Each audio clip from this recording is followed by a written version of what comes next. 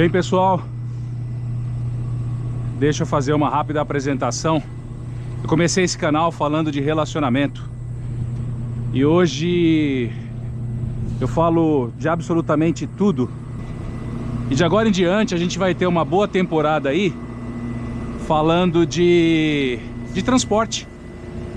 Porque para quem não me conhece e não sabe, eu moro nos Estados Unidos desde 2020 e há quase 2 anos eu venho trabalhando como motorista de caminhão. E eu trabalho aqui no estado de Indiana, mas esse é o momento que eu cheguei na companhia. Basicamente o trabalho é de entrega de ração para Peru. E aí ao longo do vídeo eu vou explicar um pouquinho melhor para vocês como é que funciona. Esse caminhão ele trabalha 24 horas por dia. Então um colega acabou de deixar, depois de ter trabalhado 12 horas, e eu tenho as minhas 12 horas pela frente. Hoje é sexta-feira e eu entro às 5 horas da tarde e saio às 5 horas da manhã de sábado. Então a primeira coisa é entrar no caminhão aqui, é fazer os ajustes necessários de acordo com o meu perfil. Marca internacional é o que nós chamamos aqui de semi. Semi nada mais é do que um truck and trailer, ou seja, o caminhão e o trailer, ou vamos dizer assim, a carroceria. E quando você olha, e aí depois vocês vão ver com um pouquinho mais de detalhe, parece para transporte de combustível, mas nesse caso está cheio de ração para Peru. Bem, também vou explicar nos próximos vídeos, mas quando eu tirei a minha carteira de habilitação de motorista de caminhão aqui nos Estados Unidos, nós tivemos um teste bastante difícil, e uma das partes do teste é a inspeção de pré-viagem.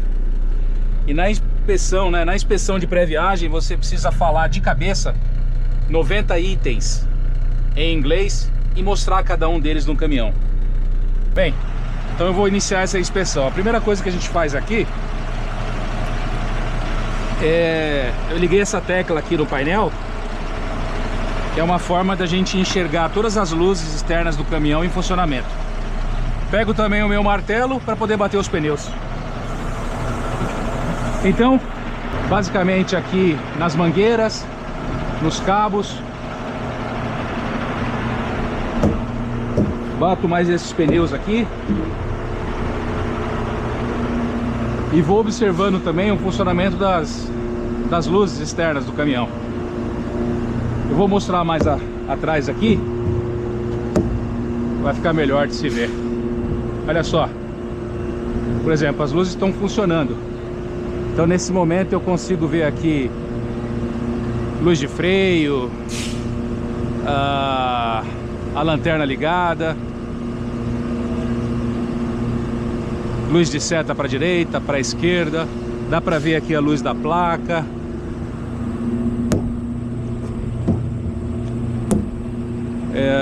Olha o tamanho desse tanque. Está lotado de ração para Peru. Continuo aqui batendo os pneus, vendo o estado geral, vendo um pouco da lataria para ver se está tudo em ordem. Farol alto dianteiro, lanterna, seta, tudo isso a gente checa. Daí eu volto aqui pro interior do caminhão. Tá bem quente hoje, viu? Falando em graus Celsius, aproximadamente aí 32 graus Celsius. Verão aqui na América. Então eu vou dar uma caprichada aqui no ar-condicionado para refrescar. E daí, após essa inspeção rápida, tem um papel aqui, né, que a gente chama de paperwork, que tem que se preencher. Aqui, o primeiro item é sobre sistema de ar comprimido, as mangueiras que eu olhei, a bateria está funcionando, até porque o caminhão, eu consegui fazer o caminhão funcionar tranquilamente. Aqui algumas informações no painel de freio, aqui se fala em embreagem, mas é um veículo automático, e por aí vai. E agora eu vou preencher com os dados da fazenda de Perus, onde eu estou indo entregar essa ração. Ok, pessoal, agora um pouco mais tranquilo, porque a inspeção de pré-viagem numa troca de turno é sempre muito corrida, né? Mas já são quase 2 anos fazendo essa inspeção e a gente ganha prática. Estou saindo aqui agora da base. A base fica numa cidade pequena do sul de Indiana. Eles chamam de meio oeste americano, Midwest. É uma região que vocês vão perceber que tem uma grande predominância de agricultura e um pouco de pecuária. Mas o forte mesmo aqui na região é, sem dúvida alguma, a criação de aves, frangos e peru. Então essa companhia que eu trabalho, só para vocês terem uma ideia, ela tem em torno de 20 berçários e quase 200 fazendas parceiras. Então basicamente o negócio é fornecer a ave pequena para os fazendeiros parceiros, e esses fazendeiros levam em torno de 22 semanas, são cerca de 22 semanas, para desenvolver a ave, para que ela esteja pronta para o abate. E os números realmente são muito grandes, são maiúsculos. Eu já falei, né? Cerca de 20 berçários, quase 200 fazendas parceiras. São aproximadamente 22 milhões de aves nesse momento, né, em alguma fase do desenvolvimento. O grupo basicamente tem 3 unidades de negócio.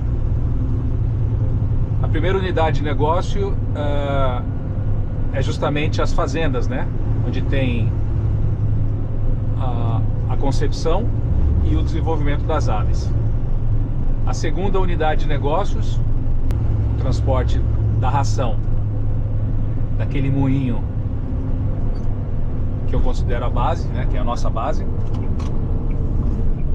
para as fazendas. E a terceira e última e não menos importante unidade de negócios é a que é responsável pelo abate e pelo processamento da carne do peru.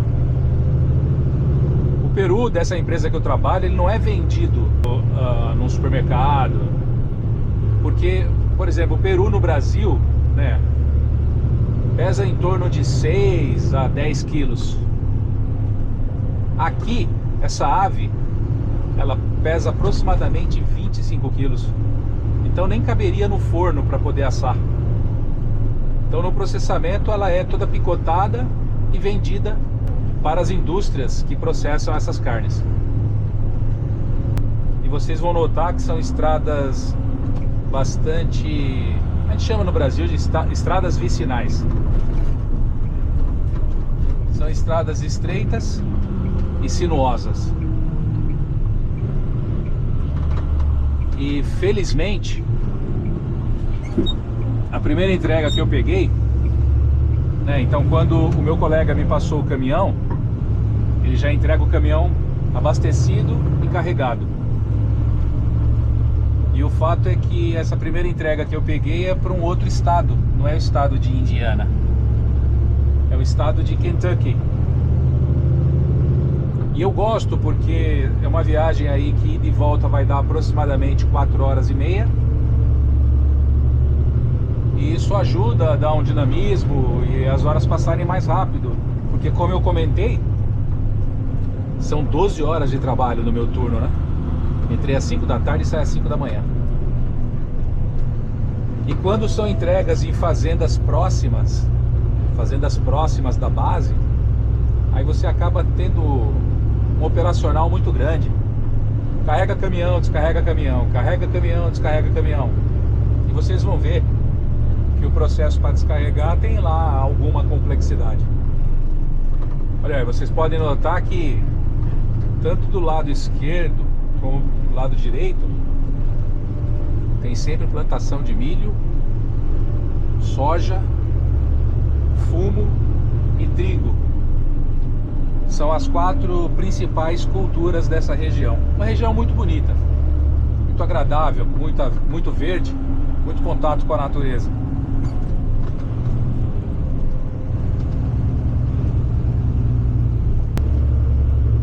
Porém, né, apesar de ser uma região bastante agradável, ela é bastante agradável boa parte do ano.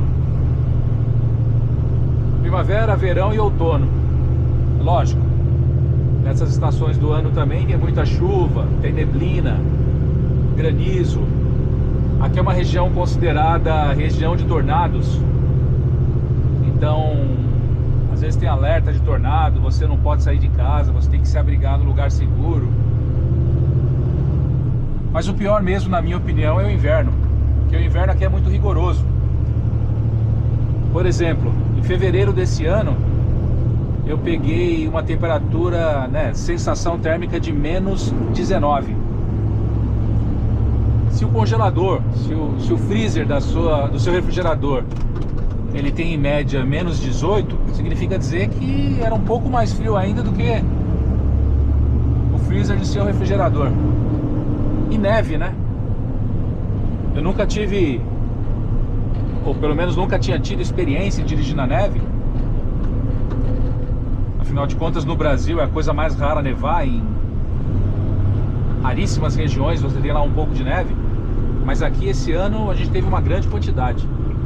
E aí fica escorregadio, muito perigoso, difícil para você se deslocar. Eu tive que colocar corrente nos pneus. Então foi uma situação bastante delicada, complicada, mas um baita de um aprendizado. Essa é a grande verdade.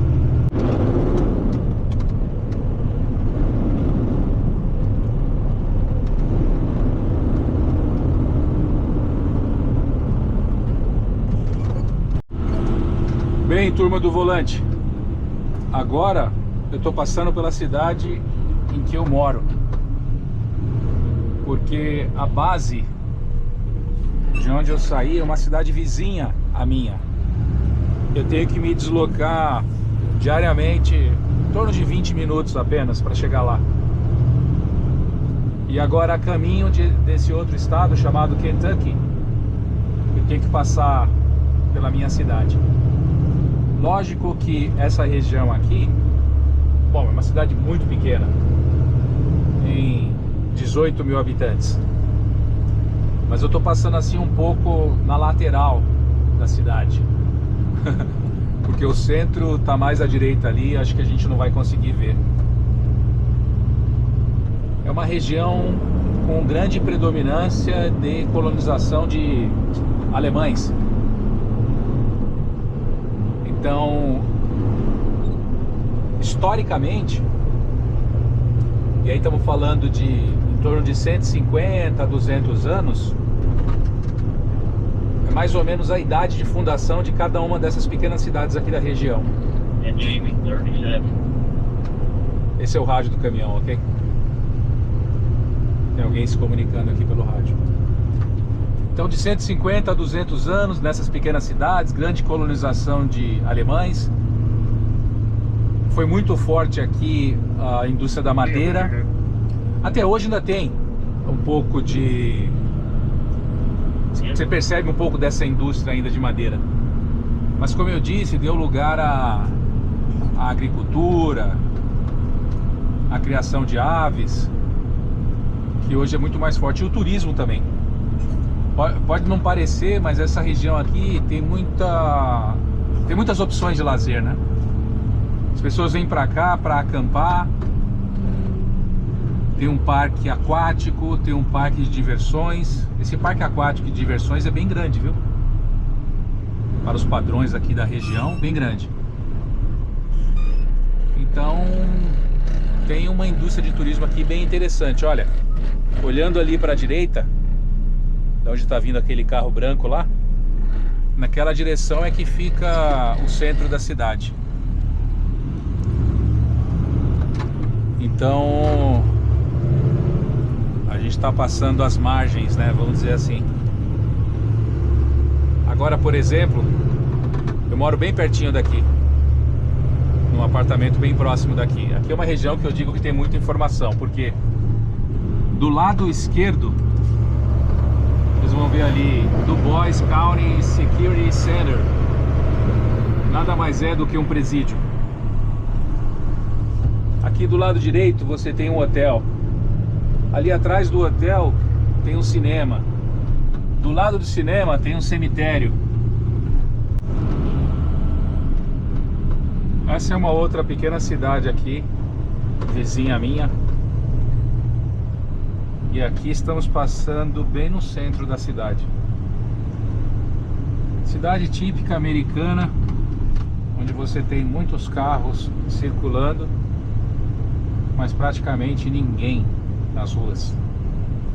E olha que é um dia bonito, de sol, verão, céu azul. Acho até que a temperatura caiu um pouquinho, está na casa dos 30 graus agora. Mas as pessoas preferem ficar dentro de casa.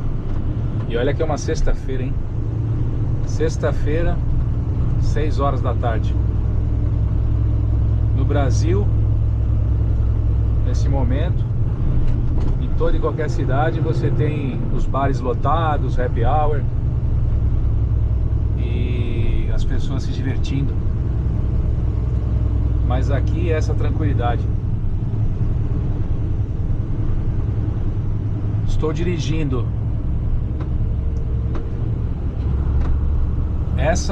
bom, eu comecei essa viagem no que eu chamei, como a gente chama no Brasil, de estradas vicinais, estreitas, sinuosas.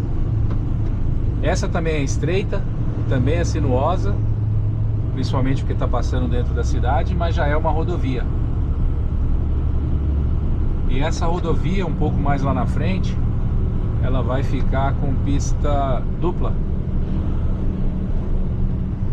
E daí é quando eu vou conseguir cruzar o rio Ohio. E daí do outro lado, Ohio River. E do outro lado eu tenho Kentucky, para poder chegar na fazenda e fazer essa primeira entrega.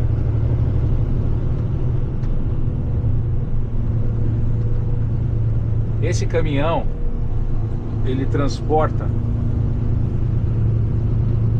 25 toneladas de ração. E a gente nunca entrega em duas ou mais fazendas distintas. Toda a carga vai para apenas uma fazenda. Vocês vão ver que os silos são grandes.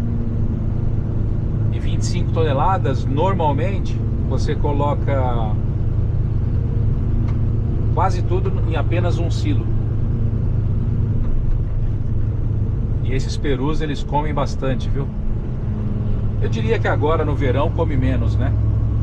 Mas durante o inverno, até para eles se manterem aquecidos, eles comem bastante. Olha um cemitério do lado direito. Do lado direito também tem uma high school, ou seja, o ensino médio aqui dessa pequena cidade. Isso durante a semana é sempre muito cheio. Alunos, os ônibus escolares, que aí isso faz com que a gente tenha uma atenção redobrada, né? Aliás, essa é uma situação bastante peculiar aqui da região, bastante característica aqui da região. Além do tráfego de carros pequenos, você tem um tráfego pesado de caminhões E eu vejo muitos caminhões de ração, como o meu, os caminhões regulares aí de transporte, né? Baú, combustível, mas também tem muitos caminhões de transporte de areia e pedra, porque tem algumas pedreiras aqui na região, e toras, aquelas toras gigantes de madeira, que eu acho uma carga bastante perigosa. Então, pode parecer simples dirigir uma cidade pequena como essa, ou cidades pequenas como essas, mas você tem que ter muita atenção, ainda mais com um caminhão desses, que o peso total é em torno de 35 toneladas.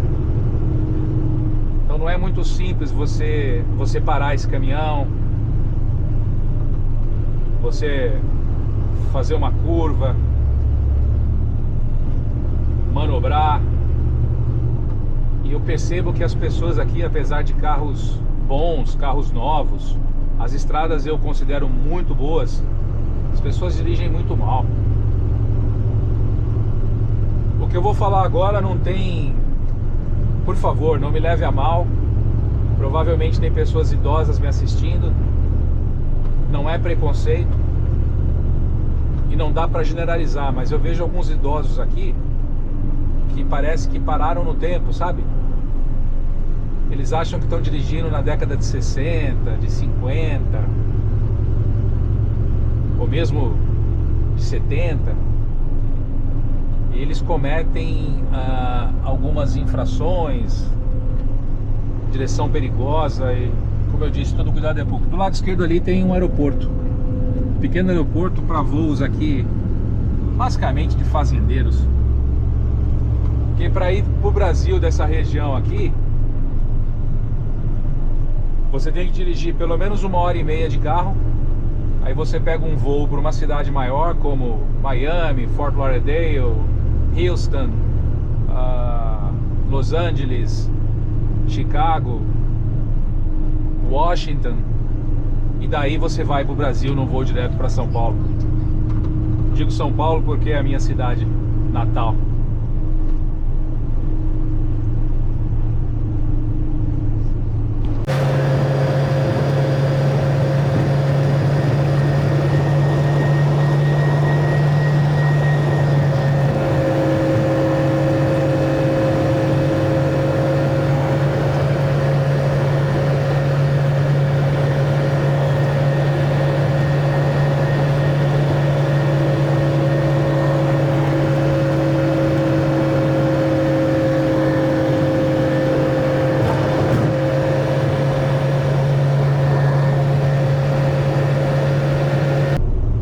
De aproximadamente 1 hora desde que eu saí da base, nós estamos nos aproximando da divisa do estado, da divisa entre os estados de Indiana e Kentucky. A gente vai ter que cruzar o rio Ohio, uma ponte relativamente extensa. Agora, aí à frente, vocês estão vendo ali uma espécie, vamos chamar de chaminé, e uma fumaça branca. Ali é uma grande indústria nuclear, né? Uma indústria de energia nuclear. É tipo o que nós temos em Angra dos Reis. É o mesmo conceito. E toda vez que eu passo aqui, ela está em pleno funcionamento, não importa o horário, de dia, de tarde, de noite, de madrugada, em pleno funcionamento. Em minha opinião, isso é um sinônimo de pujança, progresso, riqueza. Até porque nos dias atuais, e cada vez mais, a energia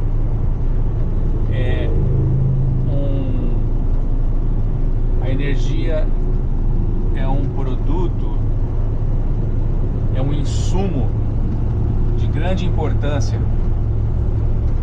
para tudo que a humanidade vem desenvolvendo.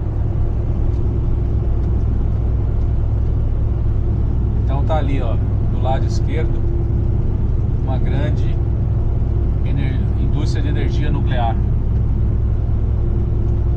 E olha, pelo que eu observo, nem está em sua plena capacidade, né?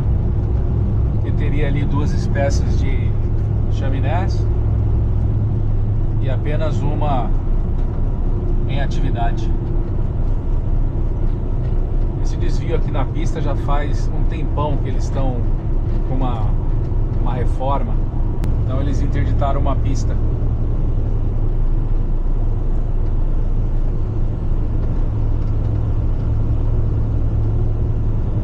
A gente já consegue ver logo mais ali na frente o que a gente chama de ponte estaiada.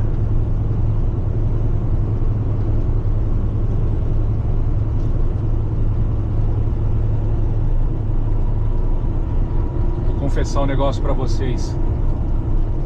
Não sei nadar. Já tive alguns incidentes com água, rio, mar e piscina. Chuveiro não tem problema, não tenho problema com chuveiro. Ainda bem, né? Mas já tive alguns incidentes e eu tenho um pavor de água. Então quando eu passo sobre esse rio, confesso que eu fico um pouco nervoso. Teve recentemente, eu não sei quem conseguiu acompanhar, foi nesse mesmo rio, só que uma outra ponte. Uma motorista de caminhão, uma senhora, ela foi atingida por um veículo pequeno, perdeu o controle e ela só não caiu dentro do rio porque o caminhão ficou pendurado nesse parapeito. Então sempre que eu passo aqui por cima desse rio, eu lembro dessa ocorrência. Olha que rio maravilhoso. Ali uma grande embarcação, parece uma espécie de minério.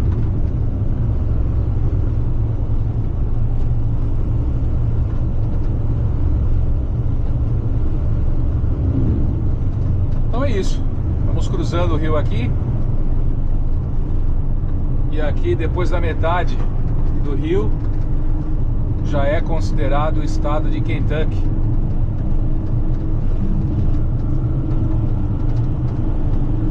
Tem até uma placa aí do lado direito.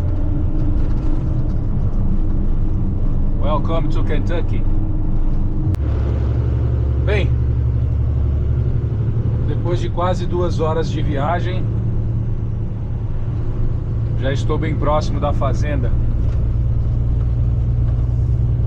E como vocês podem perceber, as estradas vicinais aqui de Kentucky são muito parecidas com as de Indiana. Eu posso dizer o seguinte: dirigir nessas condições, são 7h15 da noite, horário de verão,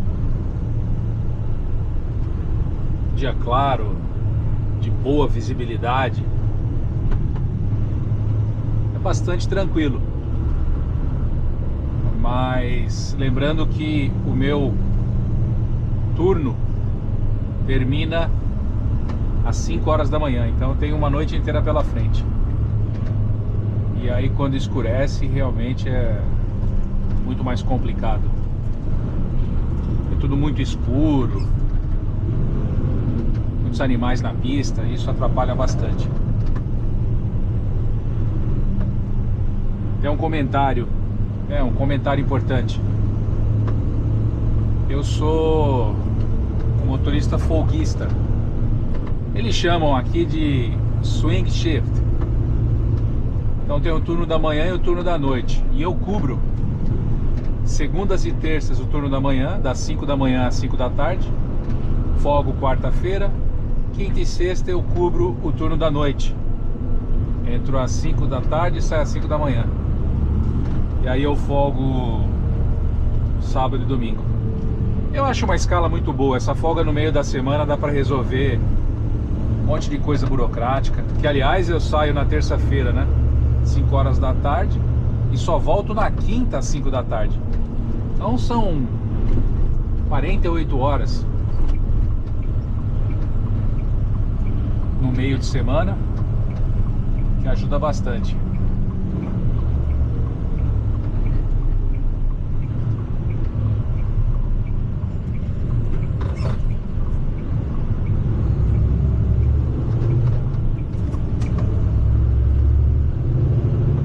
Esse trecho aqui, quando chove, fica irreconhecível, porque você vê aí do lado direito milho, do lado esquerdo acho que é soja. Só que quando chove pra valer, na época que não tem plantação, o que é isso aqui? Meu Deus. Fiquei preocupado se seria uma obra com um buraco e aqueles tampões de ferro que não suportassem essa carreta. Mas voltando ao assunto dessa região, sem plantação, com muita chuva, fica completamente coberto de água. Quando tá bom, você consegue ainda passar por essa pista, mas normalmente cobre a pista, então você tem que fazer um outro caminho. Fica irreconhecível essa região. A gente está aqui com uma certa proximidade do rio Ohio, e isso deve contribuir para a cheia, né? Nessa baixada que eu acabei de passar. Olha só, é tão estreito que mal cabe o caminhão na pista. Eu tenho que ficar circulando, né? Passando com os pneus em cima da faixa amarela. Até porque eu não quero correr risco, né? Você olha de um lado e de outro, tem essa vala que eles usam para escoamento de água. Em qualquer descuido, você simplesmente cai com a carreta ali dentro. Esse é um dos perigos. Esse é um dos perigos que nós enfrentamos aqui nessa região.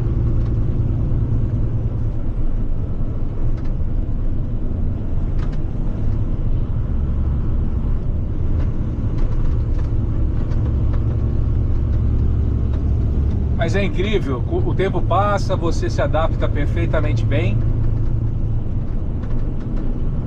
E você já nem percebe esses perigos mais, você dirige quase que no automático. Mas no começo eu fiquei bastante assustado. E uma coisa super relevante, eu comecei esse trabalho em janeiro de 2024. Eu nunca fui caminhoneiro na minha vida. No Brasil eu tenho formação em administração de empresas, eu tenho pós-graduação em gestão de negócios e serviços. Trabalhei em multinacionais em diversas áreas, como área de vendas, operações, marketing. Trabalhei no mercado imobiliário. E quando eu vim para os Estados Unidos, eu vim como estudante, inglês como segunda língua. E aí você tem que trilhar um caminho que te leve à residência permanente, né? Que te leve ao Green Card. E a oportunidade que eu tive no processo, no outro vídeo eu posso até explicar um pouco melhor. Quando eu consegui minha autorização de trabalho, eu fui cortar peru nessa indústria. Trabalho extremamente difícil, muito cansativo. Você sai do seu turno com dor nas costas, dor nas articulações, nas mãos, nos dedos, porque são 8 horas efetuando diferentes tipos de cortes, com máquinas, às vezes com faca. Tem lá alguns breaks, tem horário lá para refeição, mas realmente muito cansativo. Só que eu fiquei só 2 meses, eu me mexi e consegui uma oportunidade para dirigir empilhadeira. E aí depois disso eu pensei, bom, não vou validar o meu diploma do Brasil aqui na América porque custa caro e demanda tempo, eu preciso de uma profissão. Foi quando eu tive a ideia de tirar minha carteira de habilitação de motorista. Hoje eu tenho uma profissão na América. E tem um déficit de mão de obra. Tem uma carência de mão de obra de motorista de caminhão. Então eu consigo trabalho em qualquer um dos 50 estados americanos com grande facilidade. E aí, depois de 4 meses dirigindo empilhadeira, eu consegui uma entrevista para essa outra unidade de negócio do grupo e o gerente me aprovou. É a primeira vez que eu trabalho como caminhoneiro. Acho que me adaptei super bem, não tive nenhum incidente grave até hoje. Seria mais grave que eu tive, teve uma árvore que caiu numa curva e quando eu vi estava muito em cima, não deu tempo de frear. Mas eu consegui ainda desviar do tronco mais grosso. Eu atingi os mais finos e o único dano que teve no caminhão foi o espelho retrovisor quebrou. Só o espelho. Não toda a peça, né? Todo o conjunto. Perfeitamente compreensível. Tanto que os meus gestores falaram, pode ficar absolutamente tranquilo, porque tem câmera. Aqui é uma câmera que filma tudo que acontece para fora e para dentro do caminhão. E eles recuperaram as imagens e viram que vinha um outro carro, né, na outra direção e era impossível desviar. Pista molhada, não podia frear, poderia fazer um L na carreta. Um outro carro na outra direção, poderia acertar aquele veículo. Então, dos males o menor. Olha só, a gente vai entrar à direita, próxima à direita. Eu vou mostrar uma casa linda do lado esquerdo. Aí é uma fofoca agora, hein? Essa casa era o dono da fazenda, onde eu tô indo entregar a ração para os perus. Dizem que ele estava super feliz com uma namorada. Aí ele construiu essa casa, olha que casa linda. E falou assim, bom, agora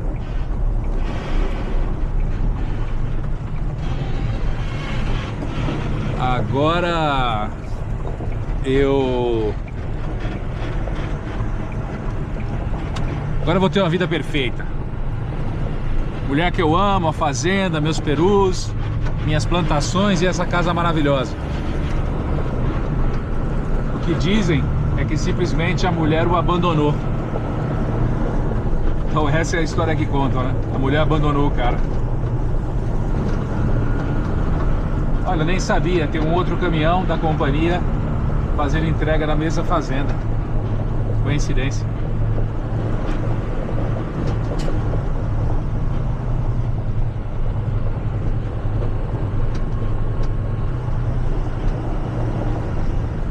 Deixa eu ver aqui o que eu tenho. Eu tenho a casa número 1 e a casa número 2.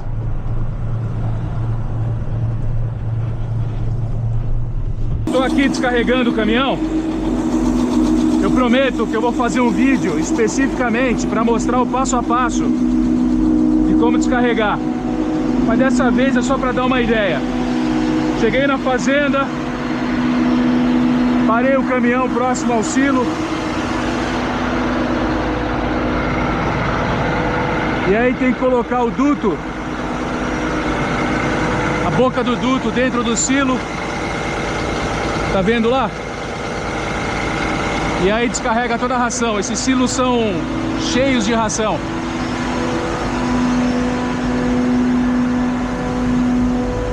E aí você vai controlando aqui a abertura dessas escotilhas. São 1, 2, 3, 4, 5, 6, 7, 8. São 8 escotilhas. Cada compartimento desses tem aproximadamente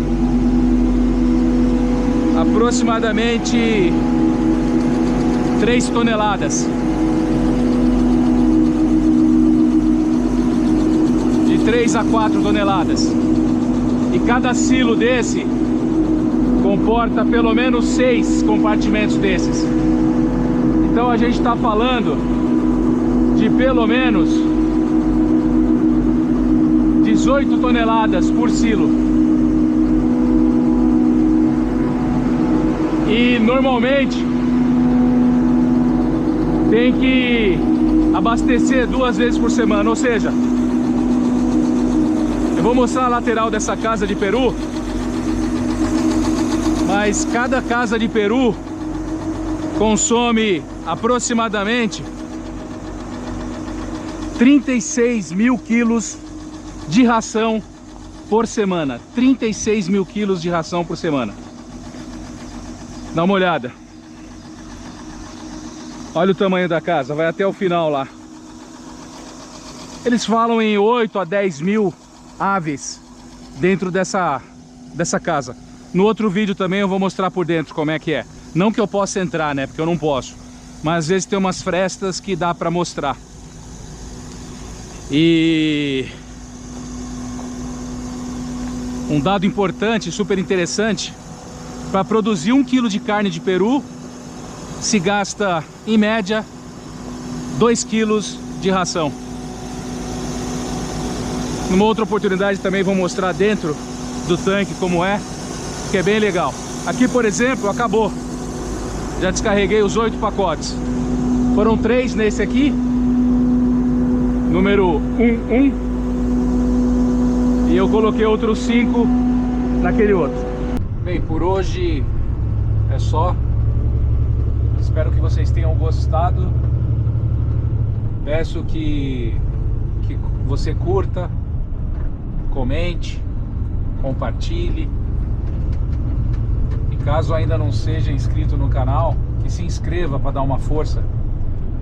Eu espero ainda fazer muitos vídeos como esse, e levando sempre informações relevantes, curiosidades, mostrando um pouco dessas paisagens lindas que eu me deparo todos os dias. E é isso. Valeu, turma do volante. Até a próxima curva. Tchau.